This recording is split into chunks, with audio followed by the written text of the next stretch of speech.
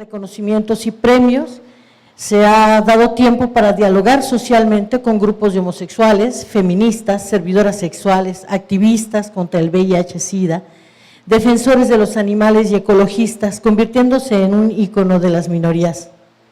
Actualmente es Miss Hannigan en el musical Anita la huerfanita en el teatro, y dejó el teatro para venir a la representación más puntual, la vida misma. Gracias, Regina. Eduardo Domínguez, sí, más que merecido. Eduardo Domínguez es un talento surgido del taller El Semillero. Ha tomado cursos de actuación impartidos por Carlos Corona, Sergio Batis, Julieta Ortiz, María Inés Pintado, Bruno Castillo, entre otros. Forma parte del elenco estable de la compañía de teatro Seña y Verbo, Teatro de Sordos, donde se desempeña como maestro y actor. Actualmente es director artístico de Seña y Verbo, Teatro para Sordos.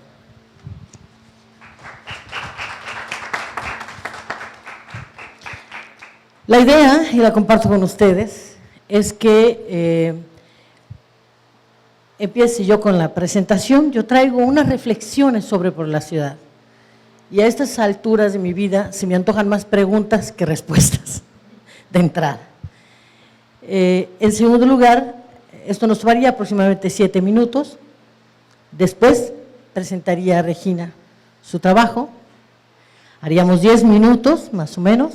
Yo haría una pregunta que dé pie a una reflexión casi de cierre, y luego con Eduardo ocurriría lo mismo.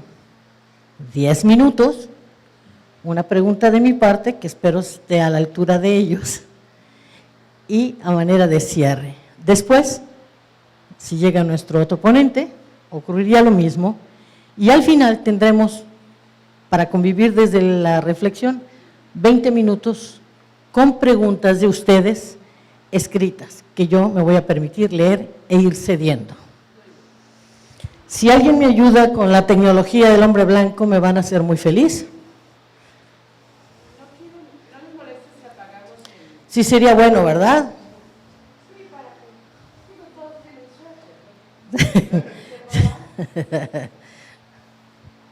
Suéter y gotas para los ojos, ¿no? Bien, yo hice algunas pesquisas tratando de acomodar mi pensamiento en torno a esta ciudad que tanto amo. De entrada, amo mi ciudad. Voy a hacer una breve historia, que espero me tome 2 minutos. Hace muchos años, con una querida investigadora, maravillosa amiga mía, Lorela Castorena, salíamos de hacer algunos ejercicios académicos. Eso espero, porque era ya hace mucho tiempo. Espero que no hayamos incurrido en tropelías de bohemias a altas horas. Y en la calle 16 de septiembre nos paramos para hacer una parada técnica de alimentación a altas horas de la noche. Nos comimos un jate, como decimos en nuestra tierra, un hot dog. Y a un lado de mí estaba una niña de apenas 11 años, y el reloj, si mal no recuerdo, daba la 1:30, 1 de la mañana. Y ella y yo nos quedamos viendo, porque lo natural es eso. ¿Qué hace una niña a los 11 años en la calle? Sola, con otra compañera, creo que un poco menor. Y le preguntamos. Todo ese camino que seguimos, un camino de dolorosa realidad. Una niña que se prostituía y que se drogaba. No voy a entrar en detalles. Terminamos donde se supone que esos asuntos deben de parar, en una instancia gubernamental. Y lo más terrible fue la frialdad con la que fue escuchado nuestro relato por parte de la autoridad. No solo por parte de la autoridad. El propio hotdoguero sabía la condición de la niña, los demás que estábamos ahí, nadie se preguntaba qué hacía la niña ahí. Eso, incluso creo que lo comentamos en la radio en alguna ocasión, El abogado o la abogada en ese tiempo, de esa instancia, me dijo, su madre se prostituye, si la volvemos a llevar va a volver a irse. No la podíamos tener en la casa cuna porque ya no tenía edad. En fin, estas cosas terribles, que son todo un caso, pero es un ejemplo. Y al otro día, mi amiga Lorela y yo, bueno, llorábamos un poco porque decíamos, no es posible, no en La Paz. Junto con esa niña había 40 niños vagando y viviendo prácticamente en la calle. No, yo no busqué irresponsabilidad y demandar. Yo me pregunté qué estaba haciendo yo para que eso no ocurriera. Y entonces me di cuenta que las ciudades son el reflejo de la sociedad en la que viven. Las ciudades hoy en día, en el siglo XXI, tienen que buscar en todos sus rincones, en sus calles, en sus avenidas, en sus edificios, en los rostros de sus ciudadanos, tienen que buscar virtudes nuevamente. Si entendemos a la manera socrática que es la virtud, en términos de filosofía hablaremos de potencialidad, hablamos de excelencia. Y en estas ciudades en donde la fragmentación, la pobreza, la migración, la exclusión, vienen de la mano con la modernidad mal concebida, tenemos entonces escenarios en donde es urgente actuar para el humano, desde el humano, con una virtud. Proponernos desde nuestras capacidades excelencia en seres humanos o en ser humanos.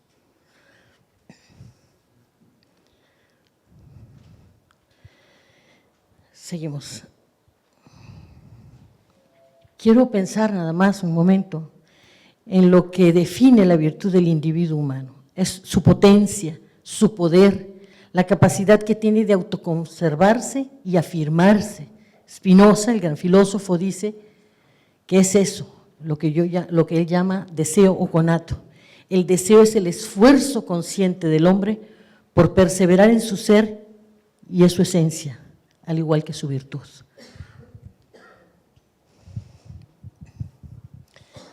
Y quise poner un renglón dedicado a lo humano. Lo más digno de amor para un ser humano sano es otro ser humano sano. Es decir, antes que cualquier otra cosa de la realidad, que no la anula, pero la pone en dimensión, ya sea viva o de naturaleza, el ser humano es el principio.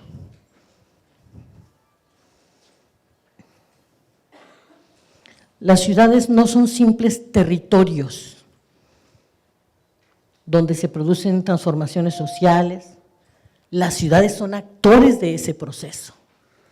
Es decir, las ciudades están habitadas por nosotros, los humanos, y por ende tienen nuestras virtudes. Las ciudades son reflejo de eso.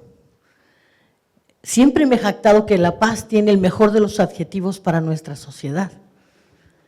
Y hoy me preocupo, alguien nos está arruinando esta adjetivación y el poder de la palabra, la fuerza que tiene. Yo creo en la fuerza de la palabra, entrañablemente. Entonces, reflexionemos un poco y yo me adelanto. ¿Qué tiene que ver esto con la ciencia y la cultura? Si hay algo que promueve la virtud, es la ciencia, el conocimiento, la cultura, las artes.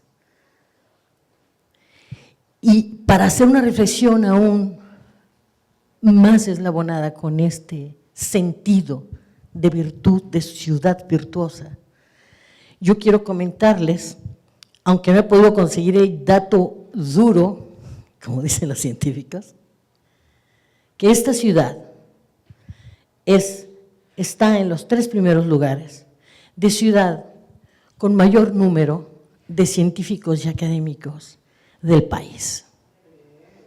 Sí, Ensenada y nosotros nos estamos disputando el primer y segundo lugar, ¿no? Si hay un ensenadense por aquí, más vale, yo sé, he dicho eso. Esto implica que si hacemos un inventario de ciudad, tenemos una ciudad vigorosa, con grandes niveles de capacidad para resolver problemas.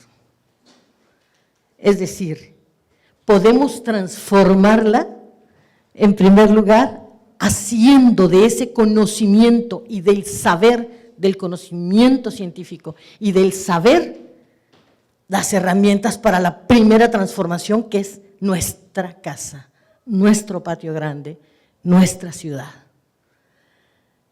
Tendríamos, pues, que pensar que somos una ciudad de virtudes, de capacidades y de potencialidades. Conozco, por lo menos ahorita traigo en mi mente, 15 nombres poderosísimos de seres humanos maravillosos que vinieron, fueron, salieron de La Paz, viven aquí, son de aquí. Premios nacionales, premios internacionales de innovación, premios internacionales y nacionales de cultura, niños tocando en orquestas de Viena, jóvenes como Paola Espinosa, investigadores recibiendo premios al mérito ecológico. Y la pregunta sigue siendo si hemos revisado ese catálogo de inventario o ese inventario, y si con ese inventario podríamos convencernos de que el primer espacio de transformación con ciencia, con conocimiento y con virtud está en La Paz. Y yo diría que sí. Porque si estamos ensayando en Panamá, estamos ensayando en Japón con Aquaponia, gracias a nuestros técnicos, estamos posicionando nuevas respuestas ante preguntas sobre salud ambiental, sobre ecología, sobre pesquerías. Estamos creando 2 importantes acuerdos, 3 importantes acuerdos para mejorar este mundo, desde sus especies hasta sus humanos. Creo que sí podemos reconocer que La Paz es una ciudad hace tiempo mucho más humana de lo que queremos. Si avanzamos un poquito.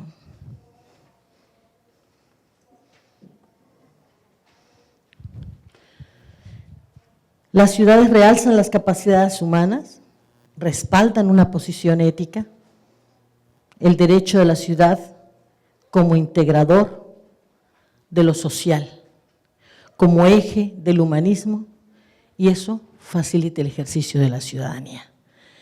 Yo no me quiero extender más, quiero cerrar nada más con una historia para que no nos quede la tristeza de la primera historia. Y esta historia no ocurre en La Paz, pero ocurrió en un pueblito de San Luquitas, allá en Mulegé. El niño Omar todos los días se levantaba en el campo pesquero para apartar lugar en la playa, caído el sol, para contemplar las estrellas. Hoy es uno de los más grandes astrónomos que tiene no solo México. Ese niño, a diferencia de lo que no pudimos hacer por aquella niña, porque no sabíamos que la virtud humana tendría que haber estado sobre el ejercicio del trabajo, ese niño fue tocado por su maestra, más allá de las 8 horas. Lo tomó de la mano y lo impulsó hasta que él logró ser un gran físico, y hoy el astrónomo del cual todos nos sentimos orgullosos. Y él le regresó desde su lado humano a La Paz toda esa sinergia que da ser humano y ser científico. Esa responsabilidad de ser científico lo obligó a traer hace 3 años la primera versión de algo que ya hemos llamado el puerto de la ciencia, Y él trajo a La Paz a George Smoot, el premio Nobel, y trajo a Estrella Burgos, y trajo a Julieta Fierro. Él fue tocado por un ser humano desde su pequeño pueblo. Tendríamos que seguir tocando al otro ser humano, al prójimo, al más próximo. Gracias.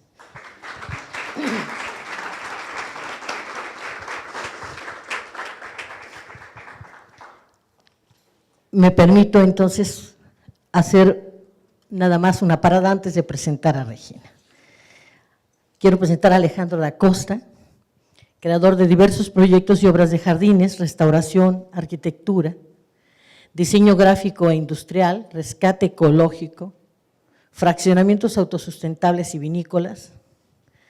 Actualmente trabaja en Berlín, Alemania y en diferentes estados de México.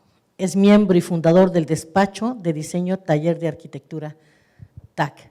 Bienvenido de Ensenada además. Adelante, Regina, tienes 10 minutos para tu exposición. Que voy a usar la tecnología. Muy bien. Vamos a ver. Ahí va. No, este es el face no sé qué, de face. Sí. Oh, bueno, ok. Hola, buenas tardes ya, o buenos días. Yo desde niña supe que podía cantar y supe que podía hacer reír. Lo que no sabía hasta que tomé un poco de conciencia en mi adolescencia es qué puedes hacer con eso. Polo Polo puede también hacer reír, ¿no? Veamos si Polo Polo también puede utilizar eso como para un instrumento para crear conciencia. Yo creo que, digo, no debería yo de estar criticando, pero hay de humores a humores, ¿no?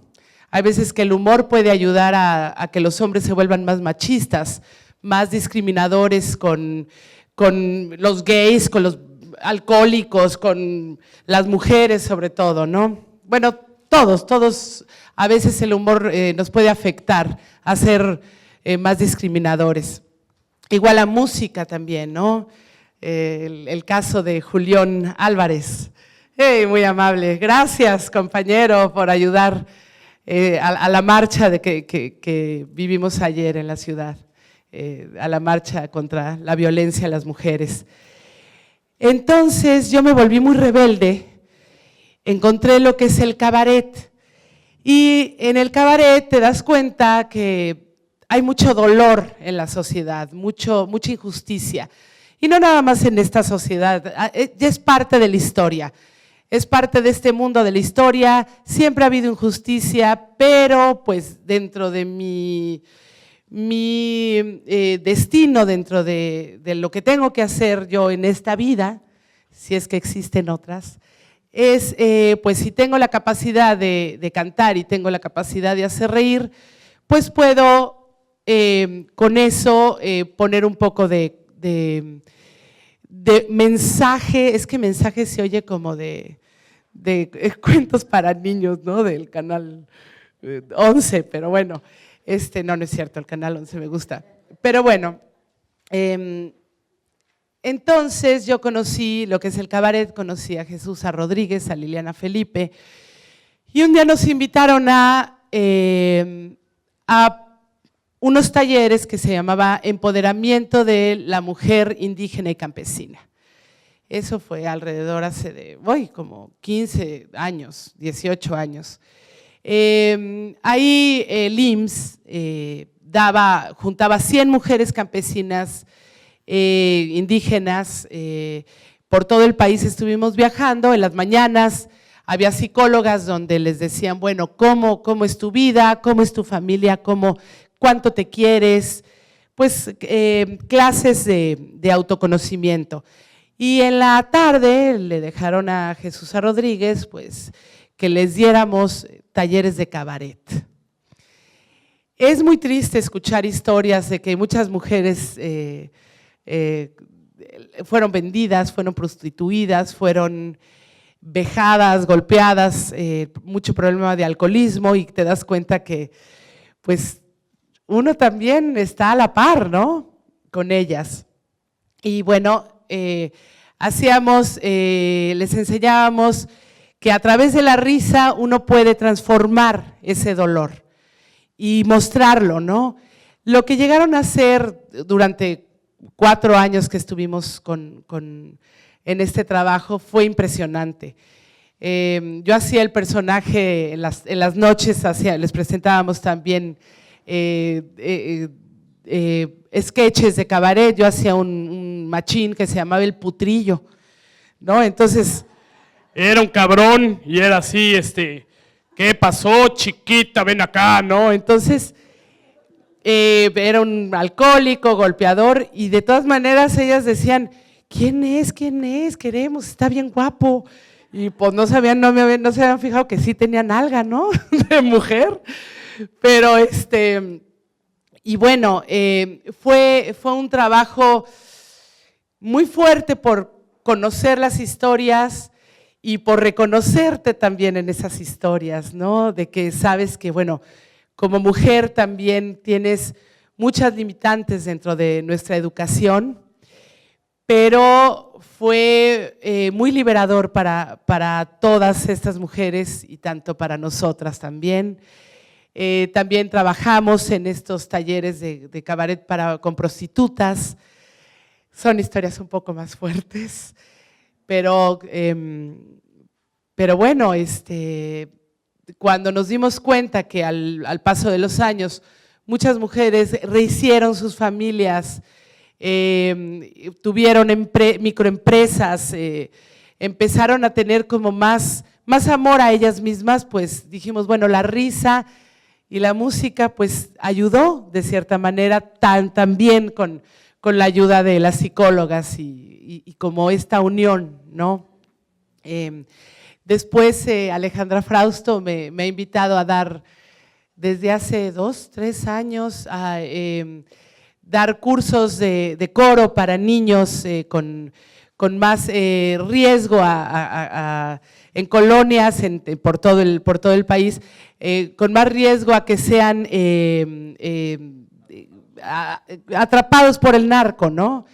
En Cultura para la Armonía, esto también ha sido una maravilla porque pues les damos la oportunidad de conocerlo, no nada más lo que es Julián Álvarez, sino también escuchar otro tipo de música, desde Cricri, desde música clásica y bueno, es muy, muy emocionante saber que un niño de 12 años pueda tocar la batería en vez de tener un cuerno de chivo. Y bueno, las herramientas para hacer reír o para cantar, pues hay muchas, ¿no? El humor siempre causa, al analizar el problema siempre causa dolor, pero el humor lo puede transformar. Y la música es más sutil y también es mágico. O sea, el arte también es magia y ayuda muchísimo. Para los que se dediquen a tratar de cambiar el mundo, que estamos aquí para eso, pues ya saben, si hay algún amigo que pueda hacer reír o algún amigo que pueda cantar, que pueda tocar, eso siempre sana el alma y sana la conciencia. Y pues muchas gracias.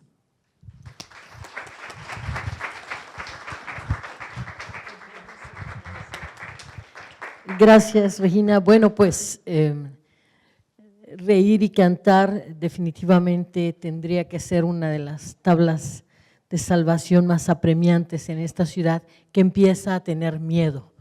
Yo te preguntaría, Regina, en esta enorme ciudad que trabajas, te he visto que te subes a los camiones a cantar o a hacer cualquier otra cantidad de cosas con gente muy valiosa. La pregunta es, la convocatoria, ¿quién la hizo? ¿La hizo el gobierno del Distrito Federal a este programa? ¿Fue iniciativa tuya? ¿De lo del IMSS? Sí. No, eso fue de parte del IMSS. Concretamente. Ajá, una licenciada, es que dice que yo soy licenciada, no es cierto, nunca he acabado de un diplomado. Sí, Concepción Orozco, y no la prima Bien, tampoco nada que ver. Era un programa que se alió con Jesús Rodríguez y Jesús es un genio. Sí, sin duda. Sí, No como. todo lo que dicen es cierto, es peor. Bien, aspiraríamos entonces a lo mejor a crear algún puente de colaboración y ver la experiencia, porque sería bueno traerla a la ciudad, creo yo. Ahora cedo la participación al licenciado Eduardo Domínguez Santana, de Seño y Verbo Teatro de Sordos.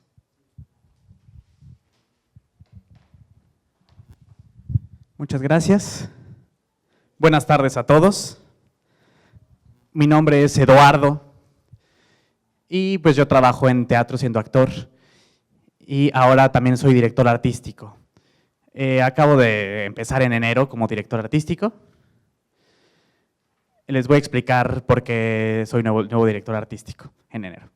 Bueno, antes les voy a explicar algo. En Seña y Verbo empezamos en 1993, se fundó la compañía, empezamos a trabajar desde ese año.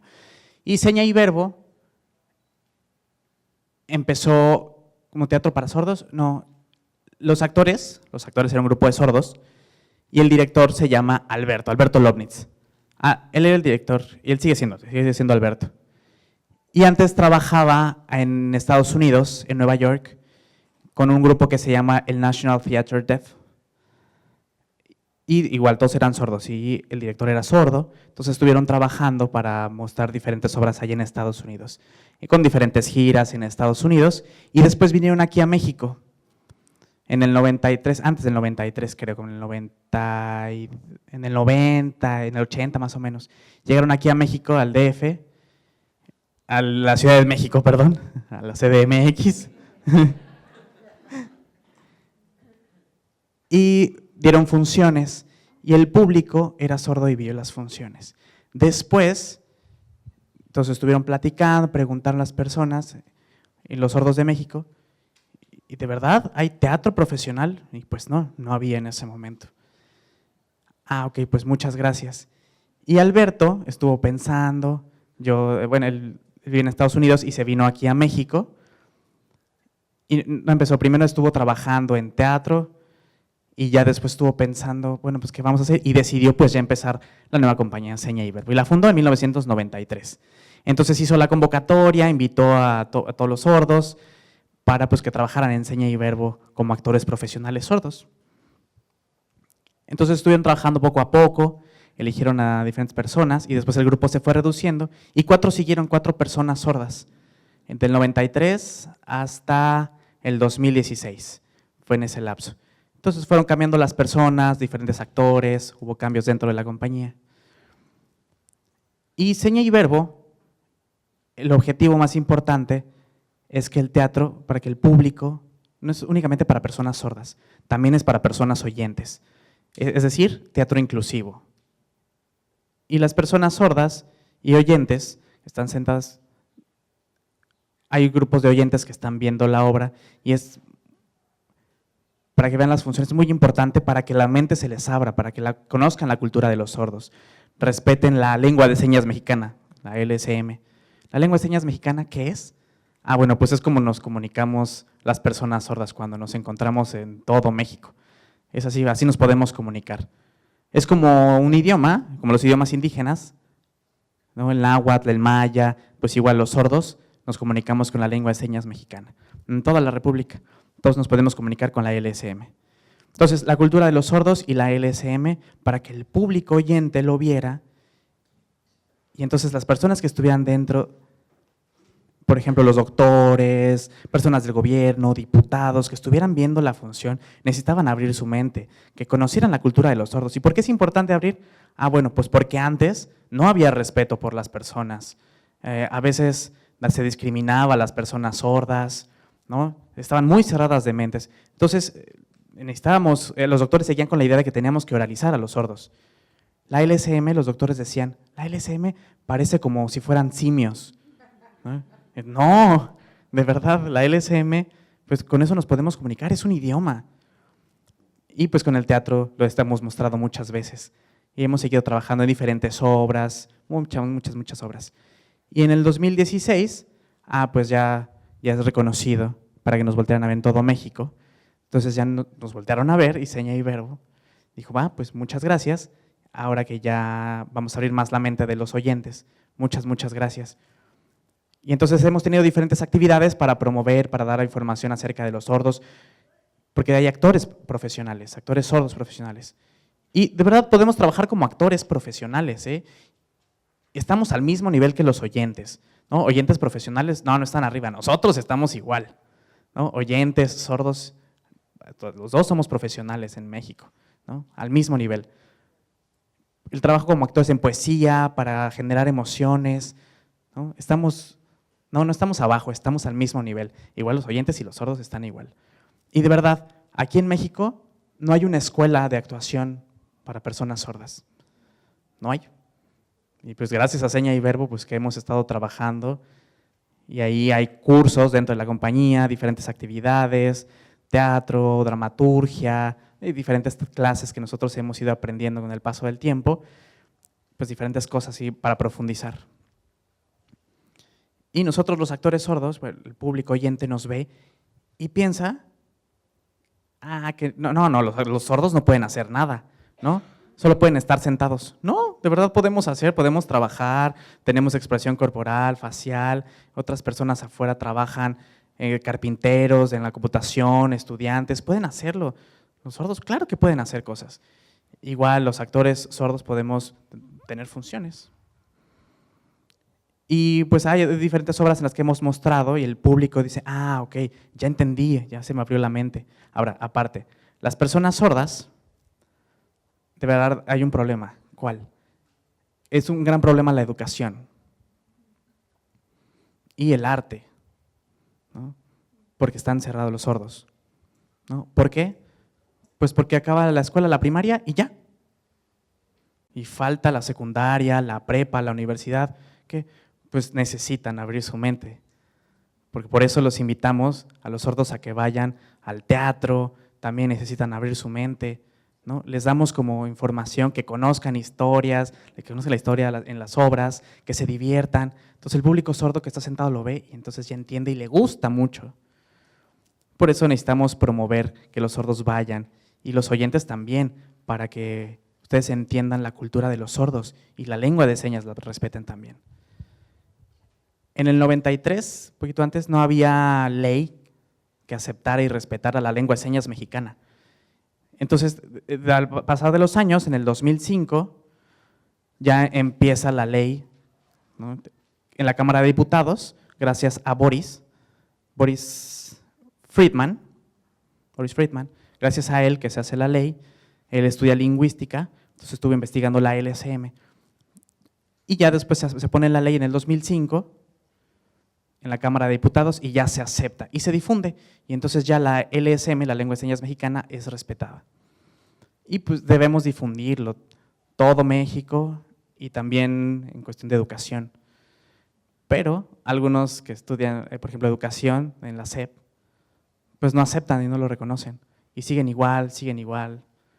Algunos que estudian, por ejemplo, en escuelas particulares, sí hay que aceptan la LSM, algunas escuelas. Entonces es diferente y es difícil, pero pues ojalá a futuro podamos seguirnos esforzando más para que las personas sordas, igual que en el teatro, igual Seña y Verbo, pueda seguir mostrando y promoviendo. Entonces, por favor, si aceptan o no, depende mucho de las personas. Y yo de verdad, en el Seña y Verbo, hemos ido a diferentes escuelas, hemos entrado a hospitales, con talleres para comunicación no verbal, ¿no? Para que las personas oyentes, de verdad, ¿no? Cuando les toque conocer a un sordo, no tengan miedo. Yo, por ejemplo, ahorita en el taller, mejor hacemos los talleres sin voz. Entonces las personas oyentes están muy acostumbradas a diario usar la voz, están muy acostumbradas, pero si un día lo hacen sin voz es muy difícil. Entonces, por favor, pongan mucha atención y entonces ya pueden usar pantomima. Es un taller de 2 horas y en el que se divierten muchísimo, es padrísimo y aprenden mucho, tienen una experiencia maravillosa, de verdad. Igual, los sordos, ¿no? Los sordos pues, nos podemos comunicar. ¿Y cómo se comunican con los oyentes? Entonces necesitamos pues, que conozcan la cultura de los sordos, promover la cultura de los sordos. Igual en las escuelas, ¿no? Las obras para niños, secundaria, prepa, ¿no? En primaria, en diferentes escuelas, un cuento que está como en hojas de rotafolio y les vamos enseñando algunas señas básicas, ¿no? Como 6 palabras, 6 señas que se las damos y ya después contamos la historia completa y se une cada una de las señas. Y entonces, ya conozco esa seña, ya la conozco, entiendo la historia perfectamente. Entonces es una historia que tenga intérprete, ¿no? Solo un actor sordo con pantomima, entonces vamos mostrando esa historia para que vaya quedando clara con las señas. Entonces las personas pueden entenderlo de verdad. Entonces es para que más personas no estén cerradas. ¿Los sordos qué es? Pues todos los sordos son igual, los ciegos, las personas con discapacidad motriz, con síndrome de Down. No, somos diferentes. Aquí en Seña y Verbo, dentro, la palabra discapacidad no la usamos.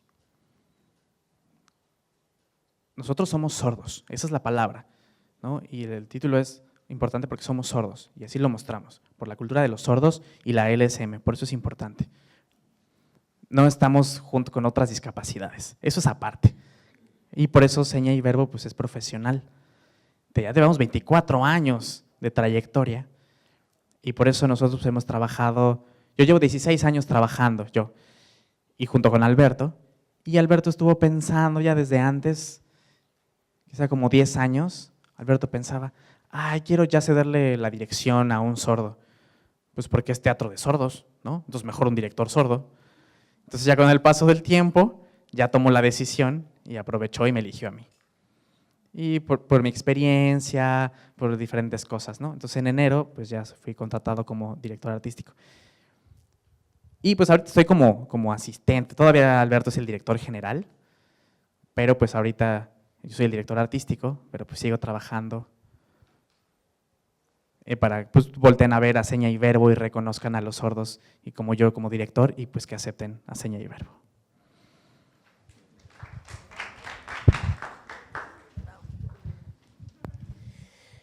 Haría una pregunta un poco también a manera de, no de cierre, sino para dejar incluso mayores preguntas que nos ayuden en una ciudad como La Paz. ¿En dónde está ubicado? ¿Solamente en la Ciudad de México? Sí, únicamente en la Ciudad de México, pero… Gracias. Muchas gracias. Gracias. Sí, únicamente en la Ciudad de México, en el CDMX, pero tenemos un proyecto que se llama Manos a los Estados. Y hay 5 estados que Seña y Verbo apoya, que los impulsa, a esos 5 grupos. Está Tijuana, está Culiacán, está León, Guanajuato, está Guadalajara y Uruapan. Y el próximo estamos preparando un proyecto nuevo para elegir una nueva compañía en Oaxaca, que va a ser el próximo, estamos preparando eso. Entonces, sí, nosotros estamos en la Ciudad de México, pero apoyamos diferentes proyectos. Entonces, por ejemplo, son como nuestros hijos de los proyectos de Manos a los Estados. Pues ojalá pudiera esto generar muchas más manos levantadas en todo el país. Muchas gracias. Muchas gracias. Gracias. Arquitecto Alejandro da Costa. Tiene usted por ahí el micrófono, si no, me voy a atravesar para hacérselo llegar con permiso. Gracias. Yo voy a pasar algunas imágenes, porque así como los sordos, también nosotros tenemos nuestro propio lenguaje y no nos gusta que nos relacione con otras discapacidades. Perdone. No sé si vean la pantalla, si tengamos que echar, yo creo que echamos tantito esto para atrás. Está pesadísimo, hace rato que quise hacerlo, pero necesitaba ayuda. Sí.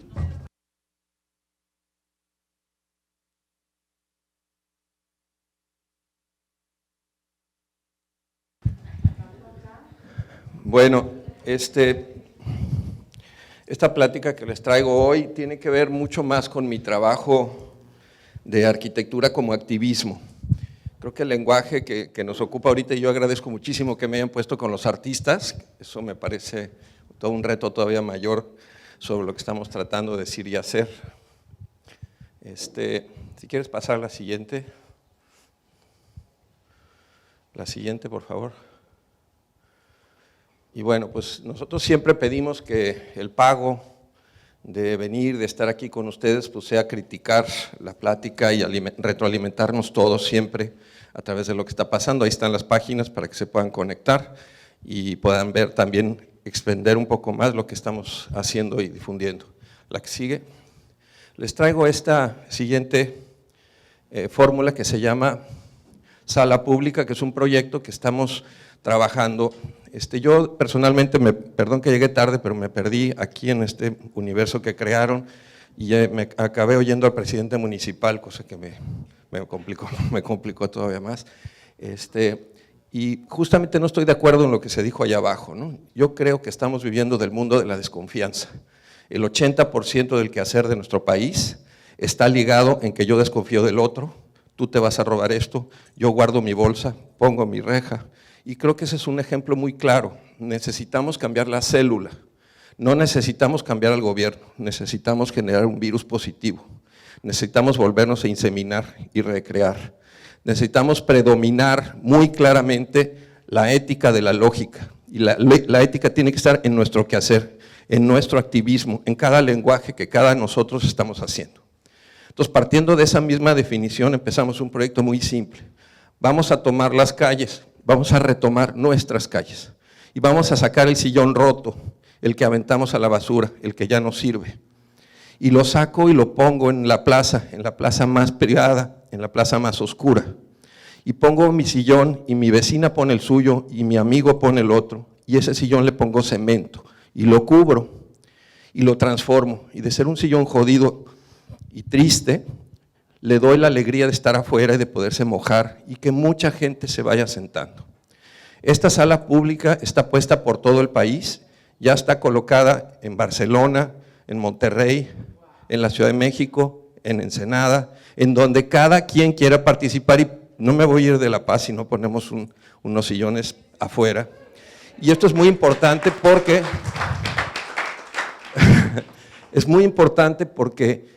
lo que estamos diciendo nos lo tenemos que creer nosotros, primera base, ¿no? O sea, sí vamos La Paz, sí son movimientos humanos, no, vamos a generar un virus positivo.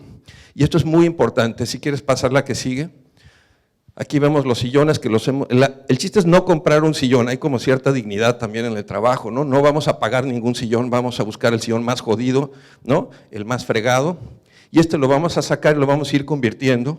Es simplemente comprar un bulto de cemento, puede ser del Águila, puede ser del Gallito, cada quien escoge la marca que más le guste. Se ponen unos guantes porque es nocivo y empiezas a sobar como si fuera tu novia el mismo sillón hasta convertirlo en esto. Y de repente la gente empieza a moverse y a entender que si hay un espacio de reunión, le podemos quitar las rejas a la casa, ¿no? Porque, como dicen los ingleses, el self-policing, ¿no? Las cosas se dan porque la gente está en la calle, porque está la tienda, porque están las oficinas, porque hay vista, porque se está moviendo. El miedo y la desconfianza nos está encarcelando o nos estamos autoencarcelando. Yo prefiero 1000 veces tener ciertos riesgos a vivir encarcelado. La que sigue. Aquí vemos a mi compadre que se llevó el sillón de sala pública a su casa y lo descubrió cuando lo dejamos en Monterrey, lo tomaron unos grafiteros y lo grafitearon, ¿no? Entonces, ¿eso qué significa? Que se lo apropian, ¿no? La Municipalidad de Barcelona llegó con la policía para llevarse el sillón porque no tenía permiso. Ese es el concepto. La filmación de eso que hizo mi hija fue el sillón que no tiene permiso. Justamente de esto estamos trabajando, vamos a pensar al revés, vamos a trabajar desde la sombra, vamos a trabajar desde el silencio, ya basta de gritar. Hemos estado gritando con arquitectura, hemos estado generando cacoestética, hemos estado generando amarillismo, ahora nos toca callar. La que sigue. Y de repente lo pusimos en CDF México, en la Alameda, y esta señora que estaba terapeando a mi sobrino, que estaba sentado ahí al lado, y está la directora de cine al lado, y todos le ponían atención, aunque ella nunca había estudiado nada, daba cursos de psicología. Otro proyecto que hicimos, yo todo esto lo aprendí en un tiempo en el que estuve trabajando con culturas indígenas, me fui a vivir a Oaxaca, decidí conocer mi país, me salí de la Ciudad de México, dije esto no está funcionando, no me gusta cómo van las cosas, vamos a hacer otra cosa. Me llevé a mis niñas chiquitas, las agarré de la mano y las puse a comer mole con chapulines. Y entonces pusimos este proyecto de activismo en las comunidades y empezamos primero con la desnutrición. Tuvimos 400 niños trabajando con los derechos humanos. Yo pensé que era la Madre de Teresa de Calcuta y iba a cambiar el mundo y la pobreza de México, pero pues cada vez que iba había más niños más pobres, los seguíamos pesando y seguían desnutridos. ¿Por qué? Porque los planes no sirven. Yo no le puedo dar una papilla a un niño y 7 de sus hermanos están muriendo de hambre.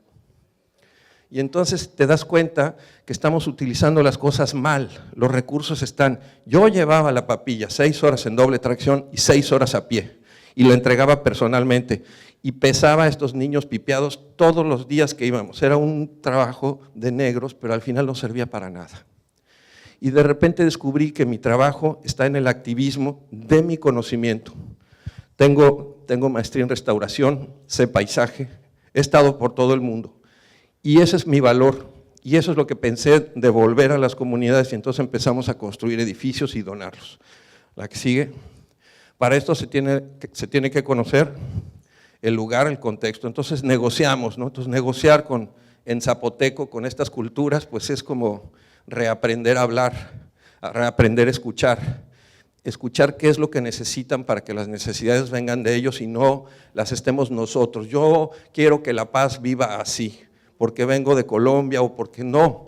Necesitamos, las soluciones tienen que salir del lugar mismo en el que están, mucho cuidado. Es importante las experiencias y los casos análogos, pero es muy importante aplicar local, pensar global y aplicar local. Ahí vemos el contexto. Y de repente hicimos una asociación con la Universidad Técnica de Berlín y con la UNAM y empezamos a construir los edificios. Y les traigo esto porque me parece muy importante, que no es tan importante cambiar las políticas públicas solamente, sino también tocar las personas. Creo que el trabajo aquí es cambiar la célula, no cambiar la estructura, porque la estructura está enferma. Necesitamos ligar los cambios personales a cada una de las cosas y entonces esos cambios provocarán otros y provocarán otros, como funciona justamente el Facebook y las redes sociales.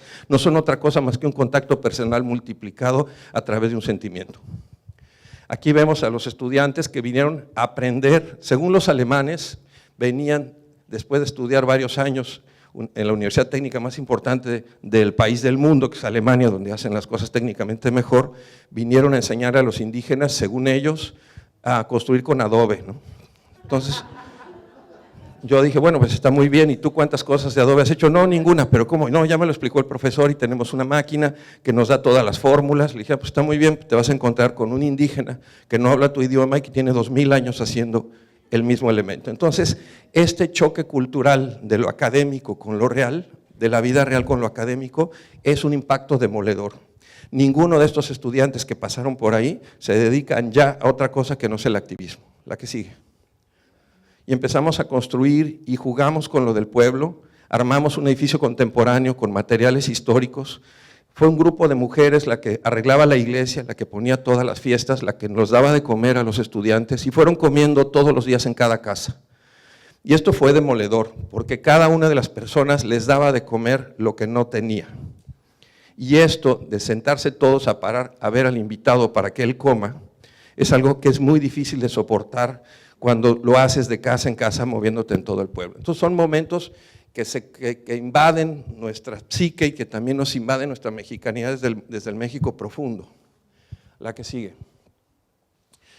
Tiene un soporte técnico, no nada más se prueba. Otra cosa muy importante, el trabajar con la pobreza se tiene que entregar lo mejor. No vamos a experimentar con la pobreza, vamos a darles lo que mejor sería, lo que le vamos a dar es slim. No vamos a experimentar lo gacho, lo que no sirve, lo que sale, para que eso se done. Se tiene que donar las cosas con la mejor calidad porque es una estructura de dignidad, ¿no? Estamos hablando de ética y todo tiene que tener el mismo sentido. La que sigue. Y este es el edificio, que es un edificio contemporáneo, tiene las líneas, ¿no?, que podrían estar hechas en Berlín o en cualquier otra parte, pero tiene una estructura local. los materiales locales, la forma de construir, los usos y costumbres, están puestos y están inmersos. Es una casa de cultura que estaba para la danza de la pluma, para cocinar en las fiestas públicas. Y ahí vemos los usos, las formas de construcción, para secar café. Ahí está el Usiri, que es una asociación que junta las mujeres que cosechan café y entre sí van beneficiando sus propios productos. La que sigue. Y empieza a juntarse la comunidad, hicieron una fiesta y acabamos todos borrachos de mezcal abrazándonos, porque esto era una cosa increíble y estábamos felices de tener este contacto internacional, interdisciplinario, jóvenes, lo que sigue. ¿Y qué pasó? No lo demolieron. ¿Qué sucedió?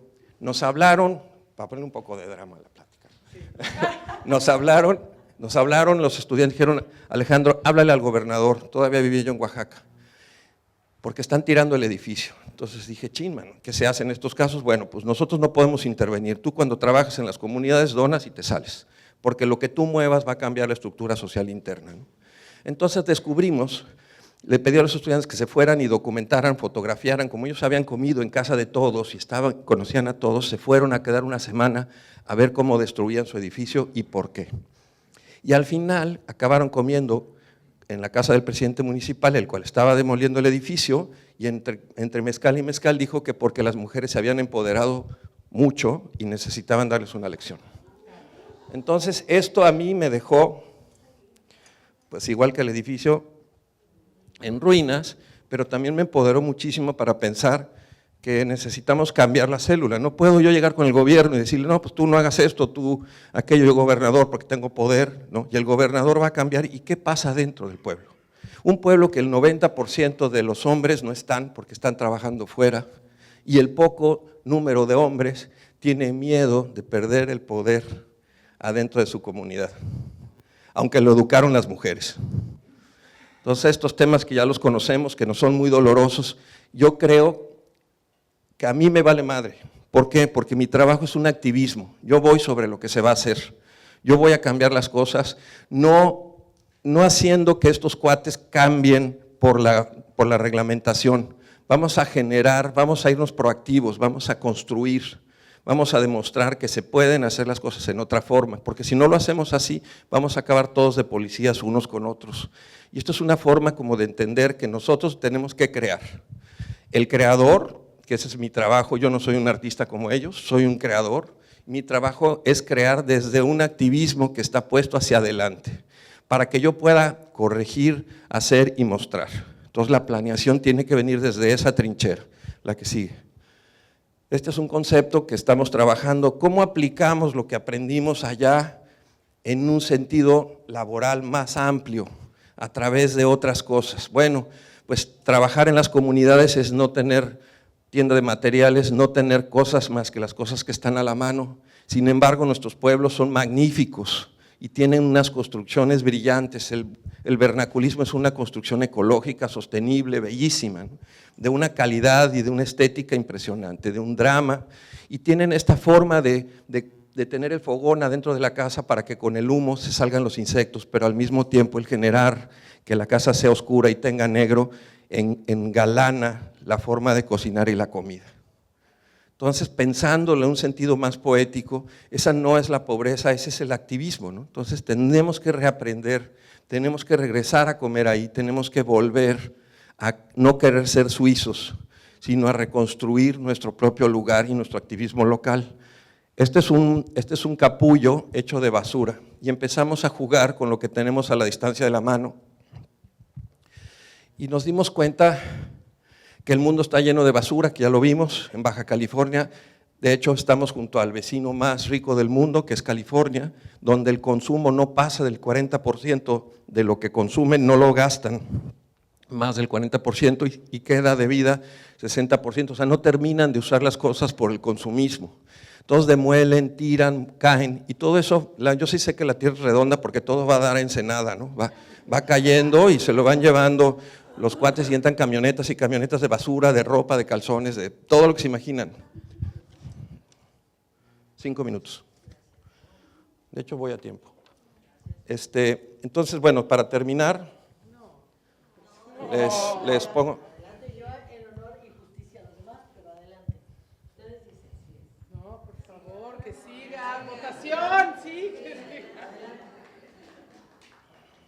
Perdón. Bueno, está que se me fue la onda. Entonces, bueno, para no hacerles el cuento largo, estamos llenos de basura por todos lados y nuestra obligación como la parte indígena de consumir las cosas como están. Entonces empezamos a encontrar la basura y cuando llegamos a Baja California dijimos, ¿qué hacemos con ella? Aquí les traje un ejemplo muy simple y muy brevemente les explico. Esto son mangueras de riego. Nosotros vivimos en el desierto y se riega por goteo, pero los animales descubren que está esta agua ahí y muerden y van ponchando, digamos, las mangueras que se tienen que estar cambiando porque el agua es muy valiosa y se tiran y se tiran y se tiran estas mangueras y decidimos usarlas, decidimos trabajar en una forma, digamos, cómo trabajar, el problema es cómo trabajar la basura como si fuera una poesía. Esto no es un activismo de Greenpeace, este es un elemento estético y anímico. Lo que estamos buscando es tener una emoción a través de entrar a un espacio. Entonces empezamos a tejer con estas mangueras, quemamos los muros para hacer una sombra petrificada. Y copiamos el nido de la oropéndola y le enseñamos a un albañil a hacer pájaro, la que sigue. Y empezamos a tejer y a tejer y a tejer y a dar vueltas. Y de tantas vueltas se hace un nido, y de tantas vueltas se hace un sombrero, y de tantas vueltas se hace una choza, y de tantas vueltas se hace una palapa. Y empezamos a darle vuelta y a imitar a los animales, pero estar adentro de una sombra petrificada. Lo que sigue, lo que pasa, lo que parece. Y empieza a subir y a bajar, y de repente la sombra baja del cielo. Espérame tantito la anterior, por favor. La sombra baja del cielo y convierte en tercera dimensión lo que pensamos en dos. Y de repente aparece la magia, del espacio, porque la manguera se convirtió en una sombra, porque la sombra se convirtió en un sentimiento, la que sigue. Y vemos lo que pasa cuando un elemento simple, hecho de basura, podría estar perfectamente en cualquiera de nuestras colonias. Podríamos trabajar con el desecho y meter, que es muy importante y me voy a extender activistamente, diciendo que vamos a intervenir la memoria, porque la pobreza no la vamos a poder erradicar, la que sigue. Vamos a buscar que la gente tenga sueños, que tenga cosas bellas, que escuche, que Julio Verne esté en las comunidades, porque no les vamos a poder dar de comer como quisiéramos, no los vamos a poder vestir, pero sí los podemos ayudar a soñar, podemos mover el mar hacia las comunidades, la que sigue. Y entonces empezamos a jugar con barcos y los barcos los volteamos y los movimos del agua. Y entonces los barcos empiezan a hablar de su propia poesía, de su historia, de lo que les pasó, de lo que sucede. Y entonces vemos que trabajando con estos objetos que tienen una poética y una forma increíble, que son ballenas, que son guitarras, que tienen esta estructura de la evolución de la arquitectura, la que sigue, que se convierten en iglesias, que rascando y quitando podemos generar espacios que sean increíbles. Podemos utilizarlos y ponerlos en el techo, podemos perforarlos como la arquitectura musulmana, podemos generar que la luz entre como los poros. Adelante. Y podemos trabajar, ese es el proyecto Ya para la Paz. Hablando con Lucía, le digo, bueno, pues movamos los barcos que están jodidos, chingados y fregados, que están en toda la costa, que los tiró el huracán, que son de madera y que no van a saber qué hacer con ellos, que ya perdieron el seguro y que la API los tiene presos. Bueno, pues Ciudades Humanas, Vamos La Paz, vamos recuperando todos esos barcos y vamos haciendo auditorios, vamos haciendo salas de lecturas.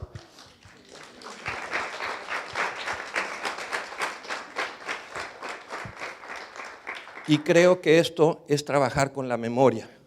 Si trabajamos con la memoria del mar, podemos tener todos los viajes que hemos leído puestos en un solo sitio y se lo podemos dar a los niños que no les dan permiso a 2 kilómetros de ver el mar. Es increíble que en las comunidades de afuera de La Paz los niños no conozcan el mar. Y esto es nuestra culpa porque podemos hacer esa conexión y eso es el valor de la arquitectura y ahí es en donde la arquitectura toma un valor muy importante porque se queda en la memoria. La que sigue. La que sigue. Ya le vamos a apurar para que no nos regañen.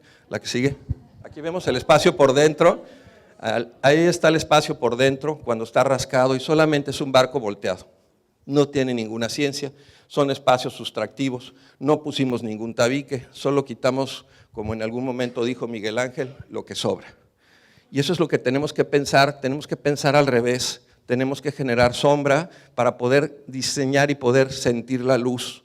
Necesitamos generar silencios para poder decir una gran ópera. Tenemos que generar un aforo para tener una gran escenografía de teatro.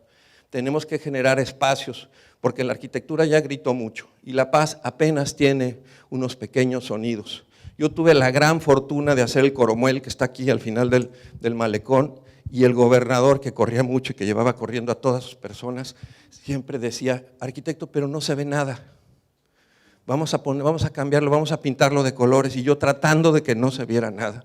Sí logramos que no se viera nada y solamente utilizamos las botellas del Chinito, las hicimos duelas y ese es el color que tiene. Recopilamos el cloro de las comunidades, lo pulverizamos y lo hicimos duelas. La que sigue. Y aquí vemos la cara y lo que pasa, lo que sigue, hacia dónde van, con qué se relacionan. Y tenemos esta forma que es muy extraña, pero que al mismo tiempo nos habla de la memoria, porque sabemos todos que es un barco, porque todos sabemos qué es lo que sucede, porque todos tenemos esto, ¿habremos estudiado o no? Lo que sigue. Muchas gracias.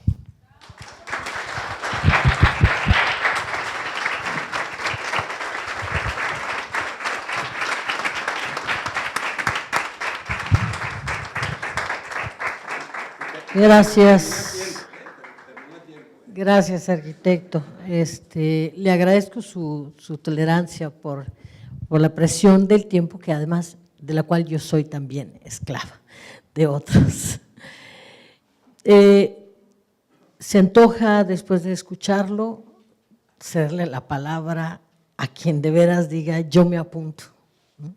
Porque creo que su abordaje justamente consiste en lo posible, lo realizable, ya, lo inmediato. Habíamos quedado, según la logística, de recibir algunas preguntas del público en forma escrita, pero si no pasaron con qué, yo les propongo una simple dinámica: hacer fila al frente como en otros seminarios e ir haciendo su pregunta a quien quiera dirigirla o desde su lugar. Nada más pasamos el micrófono o incluso de viva voz, creo que podría ser. Como quieran. Pasa el micrófono y te pregunto qué puedo hacer. Aquí el caballero, él sí hizo la tarea. Él sí hizo su tarea. Muy bien. Regina, ¿qué fue lo que te motivó a ser un mejor ser humano?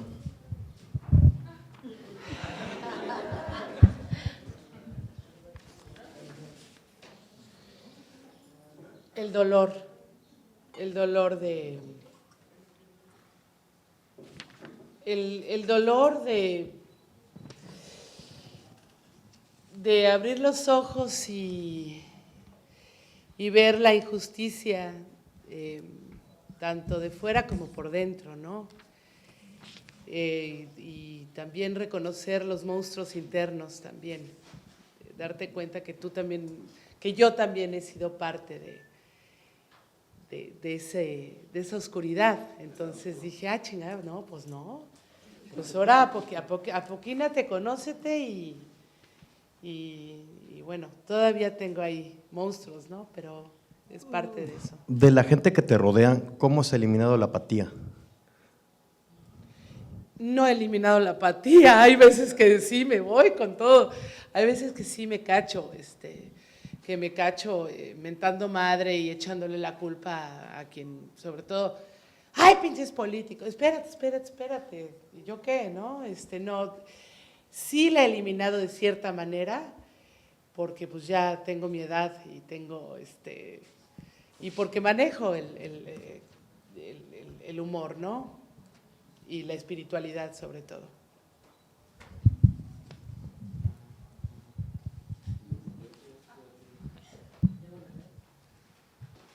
¿Sí?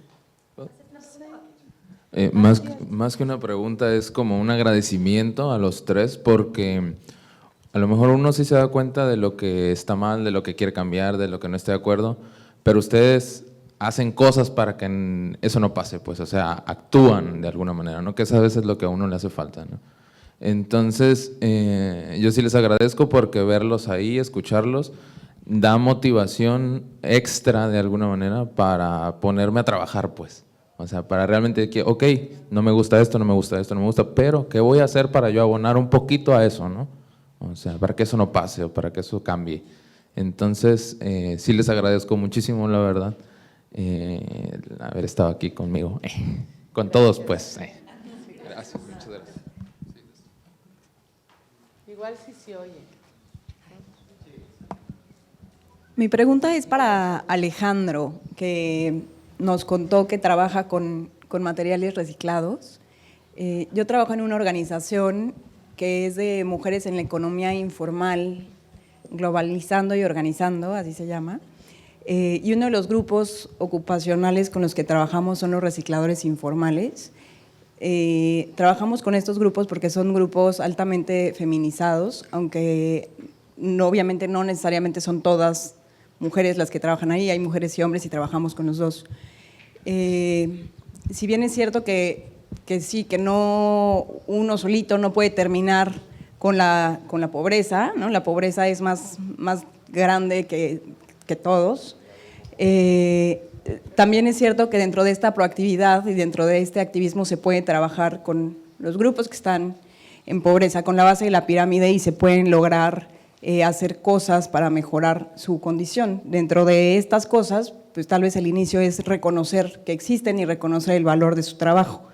En Mexicali hay un grupo importante, por ejemplo, de recicladores informales que todo el tiempo se la pasan luchando porque no lo saquen del tiradero, y gracias a los recicladores informales es que se logra que toneladas de materiales se vuelvan a incorporar a cadenas de valor, ¿no? Su trabajo es absolutamente positivo para el medio ambiente y para la sociedad, que aunque de este lado no somos Estados Unidos, también somos muy consumistas y muy derrochadores, y aparte de todo somos ingratos con el medio ambiente, y ellos, los recicladores informales, hacen el trabajo que tendríamos que estar haciendo nosotros.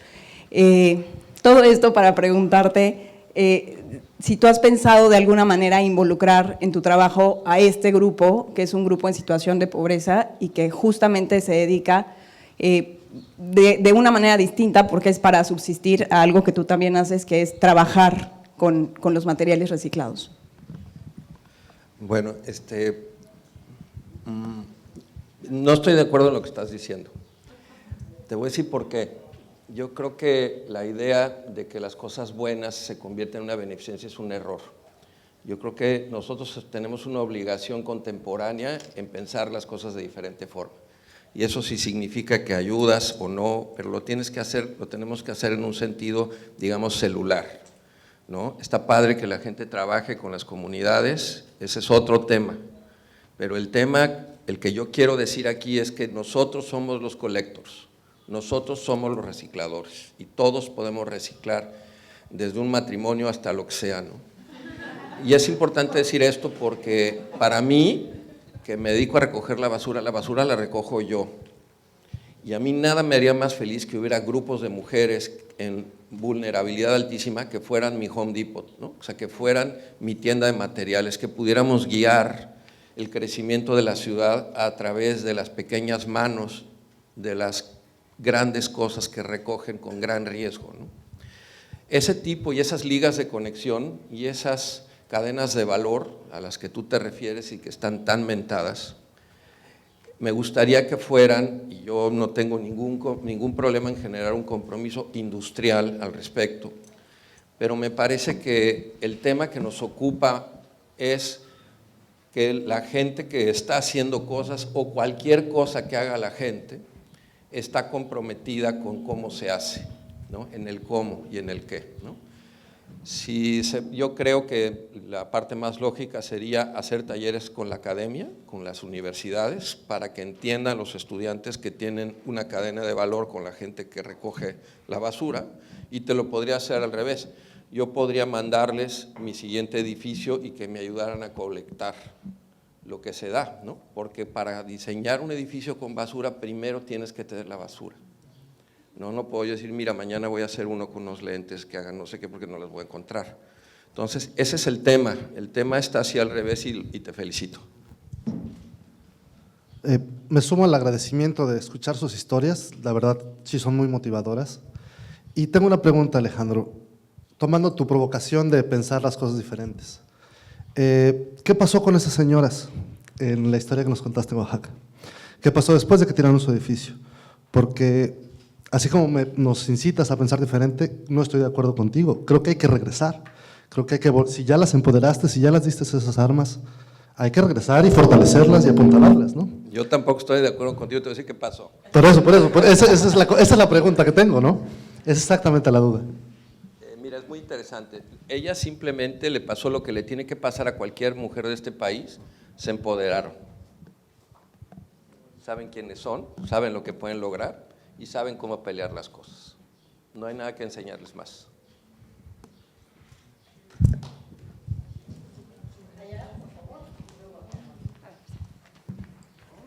¿Usted, señora?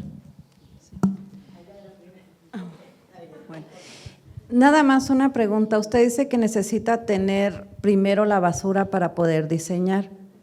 Bueno, aquí en la ciudad de La Paz tenemos un grave problema con lo que son las llantas, que muchas veces, muchas de las veces cuando ya en las colonias hacen tiraderos clandestinos, los mismos vecinos muchas veces los queman. La contaminación es tremenda. No sé, tal vez por ahí pudiera pensar, estaba viendo ahí los diseños que tiene y cómo se pudieran reciclar, cómo pudiéramos crear algo bonito y poderle dar uso a esa basura. Gracias. Bueno, las llantas son un problema mundial, especialmente en donde tenemos coches de desecho, como toda la Baja California, ¿no? Que tenemos coches que van desechando muchas llantas. Y las llantas van a dar al río, no entiendo bien, esa es una cuestión esotérica que solamente Jesús nos va a poder contestar, pero porque no sabemos por qué van a dar al río, pero siempre acaban en el río. Sí hay muchos proyectos con llantas, yo hice una vinícola, la primera vinícola hace 25 años, la hice con 27,000 neumáticos que están conteniendo, ya hay una cultura muy importante en Tijuana, que es una ciudad que tiene una topografía muy accidentada para generar composiciones y construcciones de llantas. Se pueden manejar las llantas, lo hace muy bien la cultura popular haciendo macetas, receptores de agua, colectores de agua, y existen una cantidad de usos. El chiste es que los diseñadores, que ese es en donde está que los que hacen las cosas entiendan que esto es una cadena de valor y que no tengas que traer los tabiques o desde la Ciudad de México, o desde el continente o desde Estados Unidos. Ok, bueno, yo solamente, agradecer también, ¿no? esta posibilidad discursiva que nos vienen a compartir ahora y el potencial del encuentro con personas sordas, con mujeres indígenas, con otros, ¿no? en general, que nos posibilita a nosotros mismos, a los que hacemos las cosas, dotarnos de nuevas herramientas, ¿no? Incorporar el lenguaje de señas, reconocernos en los discursos de otras, identificar que las personas en condiciones de pobreza no son personas inferiores y que tienen una capacidad, un potencial creativo impresionante y que ellas mismas nos hacen redescubrirnos a nosotros. Entonces creo que también un poco potencializar este discurso de esta posibilidad de reconocer que nuestros programas no tienen que ser asistencialistas, patriarcales, ¿no? Que la fuerza organizativa tiene que estar entre nosotros mismos y esa posibilidad de reconocerlos para entonces poder crear, ¿no? A mí un poco acá en La Paz o en la Baja en general, lo que creo que también tendríamos que empezar a construir en colectivo es la identidad de un espacio migrante, ¿no? Y ahí un poco todavía estoy muy perdida. Yo tengo apenas un poco de llegar acá y justamente replicando esta misma historia, ¿no? De que todos somos de todos lados e intentamos generar un proceso para vivir en un mejor espacio, pero con sentidos identitarios bien diferentes. Entonces, un poco en estas propuestas de arte, ¿no? Que es dotar de una herramienta sensible para podernos encontrar, como esa pregunta, ¿no? ¿Desde dónde? Desde esta diferencia también económica, de exclusión en diferentes niveles, pero donde necesitamos de la participación de todos y todas, ¿no? Entonces, como una pregunta general, ¿cómo?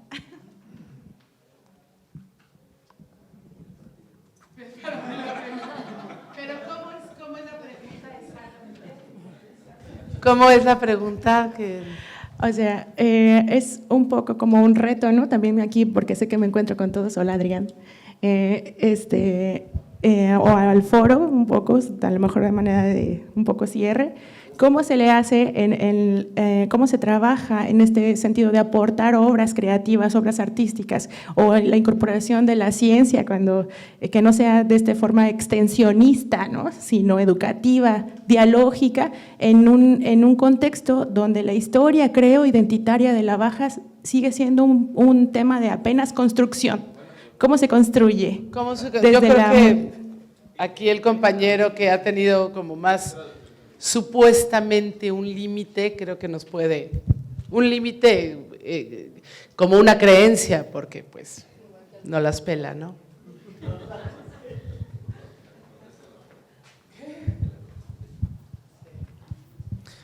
No entendí muy bien, pero a ver, voy a darte una pequeña información. Si tú quieres, puedes entrar a buscar en internet, en Facebook, sobre seña y verbo, ¿no? O igual en internet, el correo electrónico para estar en contacto es contacto@teatrodesordos.org.mx. Y pues ahí, quizá cuando acabemos la conferencia, puedes acercarte a un Antonio para que te dé una tarjeta. Y ahí en seña y verbo hay diferente información de los talleres, de las obras. Podemos estar en contacto si quieres. Yo quiero abonar un poco para dejar más clara esta plataforma de ideas donde estabas haciéndote varias preguntas a la vez. Y una de las que yo pude capturar era cómo empezamos, cómo le hacemos, ¿no? Cómo construimos de inmediato. Él sabe cómo y yo voy a hacer alguna, si me lo permite, una aportación, una simple aportación, que es: ya hay talento desarrollado en La Paz, ya están diferentes programas, ciudadanía, ya hay gente haciéndolo y creo que esto es la muestra de ello. Tal vez lo que tenemos que hacer es empatar esa idea para empatar con otro que ya esté generando ese movimiento que tú buscas, o tú misma iniciar, ¿no? Que es el centro de este gran caudal de preguntas que te haces, que así comprendí en esto. Pero hay de parte de Alejandro una muy puntual seguramente sobre cómo iniciar. Bueno, hay cosas básicas, ¿no? Yo creo que ahorita, como empecé diciendo mi plática, no vamos a quitar la pobreza, pero sí podemos soñar. Esto es un tema que se nos está olvidando, y se nos está olvidando porque estamos en un amarillismo pendejo, estamos nada más pensando y viendo lo que está mal. Y ahorita estamos en un momento increíble, ustedes están en una de las ciudades más lindas del país, con el entorno más bello que yo jamás he visto. Y aquí el crear es tocar la naturaleza, y ahí estamos hablando de otra cosa. Nosotros tenemos que formar parte de las cosas soñando y conservando. Ahora el hombre ya no quiere ser el más bello, ni el más grande, ni el más chingón. Quiere formar parte de la naturaleza como los animales. Y esta es una disposición muy interesante porque nos pone a la par, ¿no?, del tiburón ballena, nos pone a la par de las cosas que están pasando, de las aves que migran. Y esto nos da una diferente forma de pensar y de soñar. Y creo que el tema aquí muy interesante es atreverse. ¿Atreverse a qué? Atreverse a soñar. Yo creo que ahorita nos toca un tiempo de poesía, ya basta de política, tenemos que soñar un poco más, tenemos que generar belleza en nuestros pensamientos para que de nuestro cuerpo puedan salir cosas bellas, aunque lo hagamos con basura. Y saber qué es lo que a ti te gusta. ¿Aquí? Lo que tú quieres hacer. ¿Aquí? ¿Yo? Hola, ¿qué tal? Bueno, yo soy parte de una fundación y tenemos trabajando como, 20 años. Entonces, el que quiera ayudar en algo, que tenga algún talento cultural o científico, se puede acercar conmigo y yo le cuento dónde andamos trabajando, alrededor de las colonias que están en el basurero. Y Y hay muchas historias como las de Cintia, hay mucha gente, y de lo que estamos ahorita buscando es eso. Empezamos con un programa de alimentación y otro de educación, y por eso vine aquí a aprender como este asunto cultural, porque ahora estamos ampliando, como decía el arquitecto, porque por una necesidad. Tenemos una biblioteca y todos los días tengo de 40 a 60 adolescentes dando vueltas en mi biblioteca. No hay nada que hacer en esas colonias, no hay nada que hacer, nada que hacer. Y es una de las colonias más vulnerables en términos de narcotráfico, y estamos buscando qué hacer con ellos, así que si hay alguien aquí que quiera hacer algo con adolescentes, búsquenme y yo le digo dónde podemos hacer algo. Esa es una pregunta para ti, Silvia. En el principio describiste lo que es prácticamente La Paz. Yo vengo de la ciudad de Cabo San Lucas. A mi manera de ver, estamos muy polarizados. La Paz está ocurriendo prácticamente lo mismo. Así como Los Cabos hay mucha riqueza y mucha pobreza, y también aquí hay, como tú dijiste, ¿no?, el adjetivo. Entonces, ¿qué en tu perspectiva, cuál es la solución a evitar este crecimiento que es exponencial? Nosotros en San Lucas estamos presidiendo una asociación de animales, que es Humane Society, que es de hecho de las más grandes, y diarios nos están llegando animales y se está incrementando mucho más por tanta población que tenemos en San Lucas. De hecho, nosotros Los Cabos somos más grandes que ustedes de La Paz. Y no se ha salido de control, pero estamos muy cerca. Gracias. Mira, hace muchos años hicimos un trabajo de la mano de International Community Foundation a través de Comunidad Visión y Desarrollo, que era una fundación. Intentamos analizar las cuestiones de desarrollo. Estuvimos empujando fuertemente, logramos el concierto de jóvenes arquitectos, de otras latitudes, trabajamos con diferentes perfiles sociólogos y se hizo un maravilloso plan, pero ese plan, como dice Acosta, no alcanzó el escritorio a lo mejor por la vía de la política pública, pero sí era una ciudad que soñábamos y queríamos en ese sentido. Creo que el proceso de sanluquesión, así le decíamos a volvernos sanluqueños en el sentido del desarrollo, se ha visitado ya en planes municipales de desarrollo. La política pública le compete pues al gobierno, aunque nosotros podamos acudir a los foros y brindar pues, nuestro punto de vista. Eso es todavía mucho más complejo, pero desde el activismo, desde la sociedad, sí, cada uno de nosotros forma parte de esa conciencia colectiva que va a dictar, tarde que temprano, cómo queremos la ciudad. Efectivamente, no nos podemos volver a sentar en la mesa horas a pelearnos con el de planeación y con el dirección de obras. No podemos, no avanzamos. Logramos a veces influir e instrumentar algunas acciones de paso ante la política pública. Pero nuestro espacio, nuestra casa, tendría que llamar, lo que yo decía, a convocar a La Paz a ser una ciudad abrigada, en el sentido de brigadas, de voluntarios, de gente, como el mismo Alejandro lo decía, en Oaxaca, bueno, en La Paz, y está ocurriendo, aquí está Dulce. Con ella ocurrió desde 2002, 2003, Dulce, sin hacer mucho aspaviento, transformó un espacio en una colonia tremenda, con problemas que todavía enfrenta, pero con una luz enorme de esperanza. Un desayunador, un plato de comida caliente, sí transforma a la gente, sí la transforma. No siempre, la gran mayoría de las personas hacen la diferencia cuando comen y cuando no comen. Entonces, el activismo es individual, es la suma. Cuando Dulce nos hablaba, oye, ¿qué puedes traer? ¿Qué clase puedes dar? ¿Qué libro puedes? Sí, sí. Pasar de este esquema de paternalismo, sé que sería una gran tarea y sería lo mejor que podemos hacer. Lo decimos los que comemos 3 veces al día. A lo mejor, sí, ayudamos, por lo menos con una primera comida, ese niño que va a la escuela puede hacer la diferencia. Eso creo.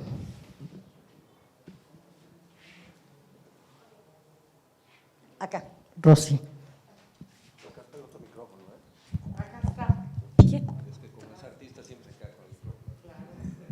Bueno, muchas gracias. Gracias y yo estoy muy emocionada. La verdad, me vine de mi trabajo sin ningún permiso más que el mío y no me arrepiento porque lo que he escuchado de las tres personalidades me ha dejado encantada. Bueno, a mí me fascina lo que hace Regina, al arquitecto, pues yo era de las personas que decía, ay no, ¿por qué van a cambiar el Coromuel? No me gusta, a mí no me gusta que transformen lo natural. Sin embargo, al paso del tiempo, pues ya le he encontrado muchísimo valor y me encanta. Y ojalá que los proyectos que él tiene o que se enganche con muchas de las personas que también se aplican a hacer las cosas, como lo que dice la muchacha de acá de atrás, la señorita, pero que se hagan las cosas así, ¿no? Como lo ha expuesto muy bien y sin dar más detalles. Y cómo hacer para que todos entendamos más la cultura del sordo y de las otras personas con discapacidad. En esto yo valoro mucho el trabajo que hacen las fundaciones, las organizaciones, el trabajo que se hace de activismo, porque pues desgraciadamente a veces desde donde se escriben los planes educativos o las políticas públicas, como decía Cintia, no pasa mucho, no pasa nada. Tiene que haber autoridades muy sensibilizadas o que les haya tocado vivir de cerca estos temas para poder entender, comprender y poder trabajar en ello. Porque otra cosa fuera, y si hablamos de inclusión educativa e inclusión social, si a todos los que nos estamos formando para maestros, bueno, los que ya vamos casi de salida, pero que todavía hacemos trabajo, nos puedan capacitar para realmente conocer, trabajar y poder comunicarnos con el lenguaje de señas mexicanas, poder trabajar, comunicarnos con escritura en braille, pero bueno, yo creo que tenemos mucho trabajo que hacer. ¿Y cómo lo vamos a tener que hacer? Perdón, pues empezar a aplicarnos a trabajar. Ahorita le cuento, porque sí quiero engancharme con el correo que dio, no recuerdo el nombre de este joven, Sergio. Nosotros empezamos a trabajar un taller de lengua de señas mexicanas con maestros de educación especial. Empezamos como 20, llevamos como 15. Entonces, otra cosa fuera y otra cosa se ve cuando desde el grupo donde hay un niño sordo, todos se comunican en lengua de señas. Bueno, pues como ya no sé ni lo que estoy diciendo de lo emocionada que estoy, yo felicito a la organización, a todos ustedes y a todos los que pudimos estar en este momento. Muchas gracias.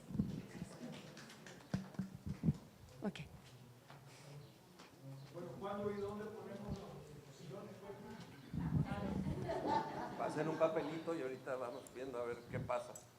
No nos pidieron permiso para ocupar nuestra banqueta, para construir el estacionamiento de Oxxo. Pero eso... No nos pidieron permiso para las licencias de grandes anuncios. No nos han pedido permiso, me gustó mucho lo que dijo. Hay que poner los sillones sin pedir permiso. No, como una forma de que se los lleven a ver. En contra de esa anarquía que nos está llevando a una violencia. Definitivamente que fue una idea muy buena. Otra pregunta. Buenas tardes. Tengo una compañera de acá, de La Paz, tengo poco tiempo aquí, que un día me llamó y me dice, acompáñame a ir a juntar verduras en un rancho que me las regalan. Bueno, la acompañé. Consiguió ella una camioneta con un chofer para después llenar la camioneta de verduras y la lleva a unos barrios que no tienen agua, que no tienen nada, que hay uno que hay una biblioteca que creo que es donde habló la señora esta por aquí, pero eso es echar a andar movimiento y hacerlo. Ella lo hace, ahorita dice, ya ahora ya me van a dar otra cosa de ahí, y fuimos y juntamos las cosas en el rancho y después cargamos la camioneta y llevamos, porque esa gente no tiene para comer. No tiene agua, y entonces hay que hacerlo y ella lo hace, nada más es todo. ¿Dónde está la dueña?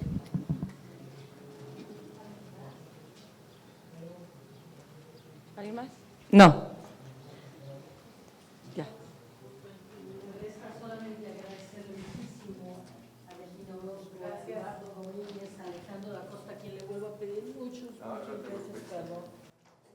por haber obedecido a los patrones del tiempo.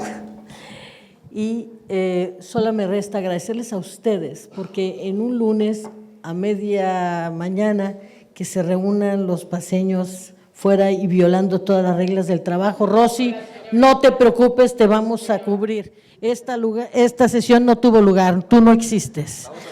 ¿Sí? Vamos a hacer una responsiva. Perfecto. Al finalizar esta mesa también nos invitan a vivir la experiencia del taller. Les agradecemos muchísimo. También pueden comer, ¿eh? Dice que tiene un aire de comida, así que vamos a comer. Gracias nuevamente.